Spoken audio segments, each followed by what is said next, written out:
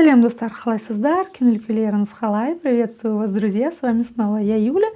И сегодня мы с вами научимся читать по-казахски еще одну волшебную фразу, которая звучит так. Біз ашылдық. Біз ашылдық. Мы открылись, означает она. Біз, мы, ашылдық, открылись. Вот такие дела. Итак, алгоритм прежний, как пишется, так и читается, одно из правил. И каждое слово нужно разделить по слогам. Первое слово «быс», «быс», «быс». Здесь нет ничего сложного, мы с вами видим палочку с точкой. «Быс», «быс».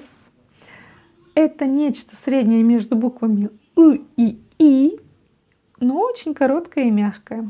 Да-да-да. Очень короткое и мягкое. Можно представить, что там, в принципе, вообще нет этой буквы. Но данные буквы, букву «Б» и букву «З» нужно прочитать мягко. Вот такие дела. И чтобы не возникало никакой путаницы, там и стоит палочка с точкой. В общем, подсказки в казахском языке есть везде. «Быс», «быс», «быс». Прочитали быстро две буквы, да? «Быс». Разбираем второе слово. Ашылдық. Ашыл, ашылдық. Смотрите, здесь тоже нет ничего сложного, просто повторяем за мной и помним о том, что буква «ы» — это не русская буква «ы», это казахская буква «ы».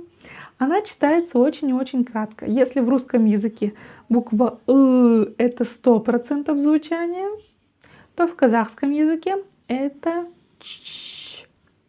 10% звучания. Примерно так. Ашыл, ашыл. Не шил, шил, шил. Например, в слове шила, да? Шила. Просто шил, шил, шил. Вроде бы она есть, но вроде бы ее нет. Вот такие дела. Ашылдық, дық. В слоге дық такая же ерунда. Она вроде бы есть, но ее вроде нет. Ашылды, ашылдық. Как прочитать букву К или букву К с хвостиком? Очень и очень просто. Просто попробуйте откашляться. Да-да-да.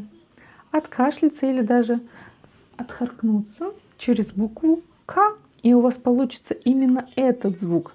Да, я понимаю, это очень утрированно звучит, но чтобы понять, где она образуется, вам нужно именно откашляться или отхаркнуться.